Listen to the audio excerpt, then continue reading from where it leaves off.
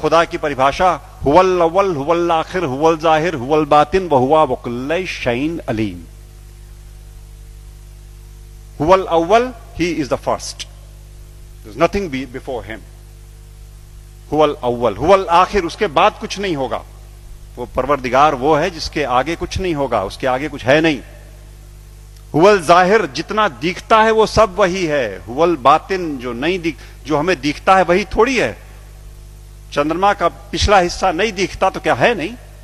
तो जो तुम्हें नहीं दिखता लेकिन है वो भी वही है। हुवल जाहिर हुवल बातिन वहुवा वकुल्ल शैइन अलीम, हर बातों को जानने वाला है वो। और क्या कहते हैं वेद, क्या कहते हैं? शिव सहस्त्र नाम में भगवान शंकर के 1000 नाम हैं। अनाद्यंतः व्यक्ता व्यक्तः बहुश्रुतः। अनाद्यंतः, जिसका आदि नहीं, जिसका अंत नहीं।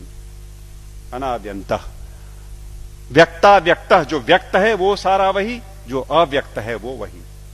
बहुश्रुतः, सर्वज्ञ, सब कुछ जानने वाला, कॉन्शियसनेस का सोर्स है ना वो, इसलिए सब कुछ जानने वाला वही परमात्मा, वही परवरदिगार। और Bible, I am the alpha and the omega, I am the alpha and the omega, I am the first and the last. किससे लड़ रहे हो और क्यों लड़ रहे हैं?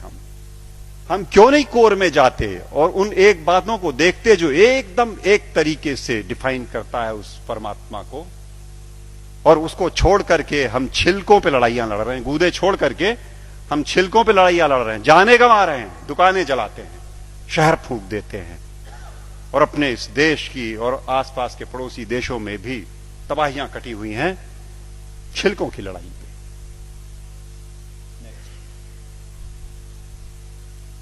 सूफी फकीर कहता है अन अल हक, ट्रांसलेटेड इट मीन्स अहम ब्रह्मास्मि, आई एम द सेम। अन अल हक, ये सूफी फकीर बोलते हैं। लेकिन हम हैं कि लड़ने से बाज नहीं आने वाले। हम हैं वो इसे नहीं सुनेंगे, न मानने को तैयार होंगे। वो वही बात होली बाइबल जब कहती है कि I am the way the truth and the life, no one cometh unto the father but by me. But by me means through the soul, जो हमारे अंदर वो ज्योति का पुंज है, उसी के थ्रू रास्ता अंदर जाएगा। एक बात और, वेद कहते हैं न तस्य प्रतिमा अस्ति यस्य नामा महद्यशः, उसकी परवरदिगार की कोई मूर्ति नहीं बन सकती। वेद कहते हैं निराकार ब्रह्म को जब परिभाषित करते हैं तो कहते हैं न तस्य प्रतिमा अस्ति यस्य नामा महद्यशः। गुरुजी बैठे हुए हैं, कुछ अगर खोट हो तो टोक देंगे। वो जो मूर्ति पूजन गलत नहीं है, अपने हिसाब से उन्होंने कहा वो इनिशियल स्टेजेस में आपके लिए ठीक है, करो आप, भाव आपने वहां प्रतिष्ठा की, आपको परिणाम देगा। लेकिन सच मायने में जो निराकार पर ब्रह्म है उसकी मूर्ति वूर्ति नहीं बननी। तो बातें फिर वही सारी की सारी, जहां एका है वो देखेंगे नहीं, जहां झगड़ा है वहां बैठे हुए हैं, वहां हथियार निकाल लिए हैं। नेक्स्ट, सच बात तो यह है कि आज की दिक्कत यह है कि ये अधर्म जो है ये धर्म के रूप में चला आया है। समस्या ये हो गई, जो नहीं करने लायक बातें हैं उन्हें हम मानते हैं कि ये धार्मिक है। सती प्रथा थी कभी इसी देश में ना, 6 साल की बच्ची का ब्याह कर दिया, उसे शादी पता नहीं, गुड़िया गुड्डी खेलती हुई, और वो बैठी और मिठाई खा करके बीवी बन गई, पत्नी हो गई।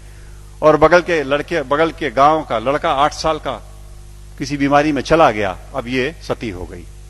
अब इसे चढ़ा दो किसी ढेर सारे लकड़ी के ढेर पे और लाठियों से पीट के और ढोल ढपाटे मचाते हुए सती कर दो। पागलपन।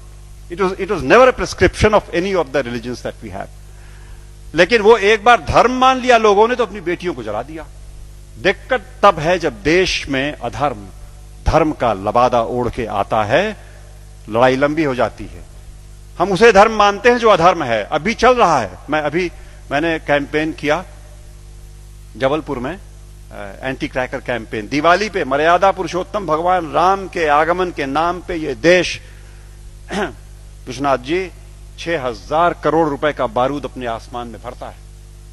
6,000 करोड़ का बारूद उस देश में जहां दिवाली के दिन करोड़ों के हाथ में एक बताशा नहीं और एक दिया नहीं।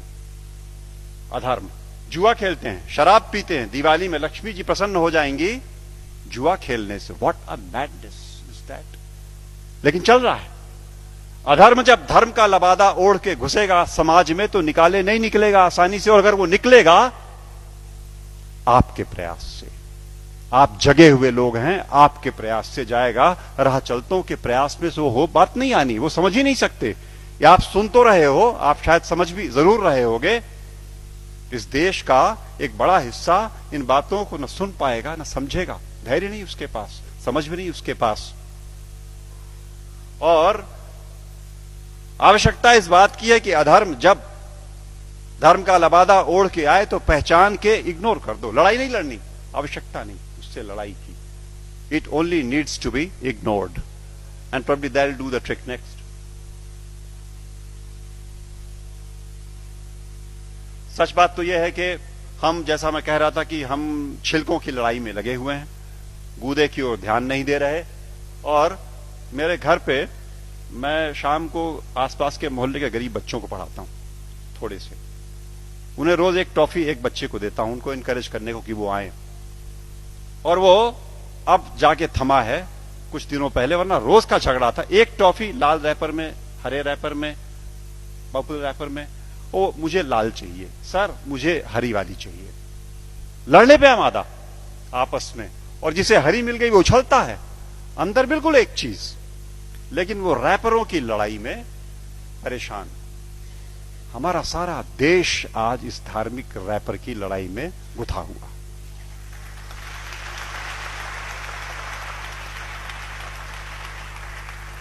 और यकीन मानो आपकी वो परवरदिगार ऊपर से देखता होगा तो बड़ा हंसता होगा। ये मनुष्य मेरा इंटीग्रिटी और मेरा कंपैशन लेकर के पृथ्वी पर मेरे नुमाइंदे बन करके इन रैपर्स पे उलझे हुए लड़ रहे हैं। और ये मेरे घर की छत के बच्चे तो चलो खाली आवाज कशी करते हैं, यहां तो चाकू लगा देते पेट में, यहां तो जान मार देंगे, दुकानें जला देंगे, शहर लूट लेंगे उन रैपर्स की लड़ाई में। कब तक चलेगा मित्रों? सच बात तो यह है, मैं हल्का महसूस कर रहा हूं आज आपके बीच में ये बातें कह करके। मैंने ये बोझ उतार करके आपके कंधे पे डाला। आज मैं अकेला था ये बात बोलने को। आज के बाद आप सबके ऊपर ये जिम्मेदारी है कि आप एक बार रुको, ठहरो, सोचो, जागरूक हो और जागरूक करो औरों को, वरना ये देश की तबाही ऐसे ही चलती रहेगी। नेक्स्ट।